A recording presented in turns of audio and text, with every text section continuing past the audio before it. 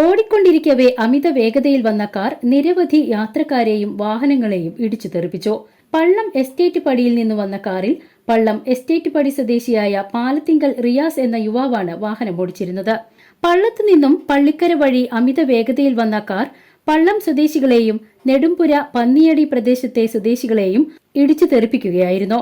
പരിക്കേറ്റ പള്ളം വയ്യാട്ടുകാവിൽ 55 വയസ്സുള്ള അബ്ദുള്ളക്കുട്ടി, ചുട്ടപ്പറമ്പിൽ വീട്ടിൽ ഷബീർ, അബൂബക്കർ തുടങ്ങി നിരവധി പേർക്കാണ് പരിക്കേറ്റത്. തുടർന്ന് ചെറുതുരുത്തി സർക്കിൾ ഇൻസ്പെക്ടർ എ അനന്തകൃഷ്ണന്റെ നേതൃത്വത്തിലുള്ള സംഘം വാഹനം തടഞ്ഞുവച്ചു. Additional police officer PS Naseer, senior police ഓഫീസർമാരായ വിനീത് മോൻ, ലിജോ വാഴപ്പിള്ളി, എ വിജയൻ, സുഗു, രഞ്ജിത്ത് എന്നിവരടങ്ങിയ സംഘമാണ് ചെറുതുരുത്തി സ്കൂൾ പരിസരത്ത് വെച്ച് വാഹനം തടഞ്ഞത്.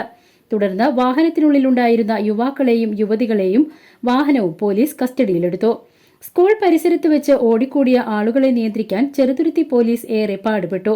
തുടർന്ന് ലാത്തിചാർജ് നടത്തി ജനങ്ങളെ മാറ്റി നിർത്തുകയായിരുന്നു. ശേഷമാണ് വാഹനത്തിലുണ്ടായിരുന്ന യുവതി യുവാക്കളെ പോലീസ് വാഹനത്തിലേക്ക് കയറ്റിയത്. VCV ന്യൂസ്, പള്ളം.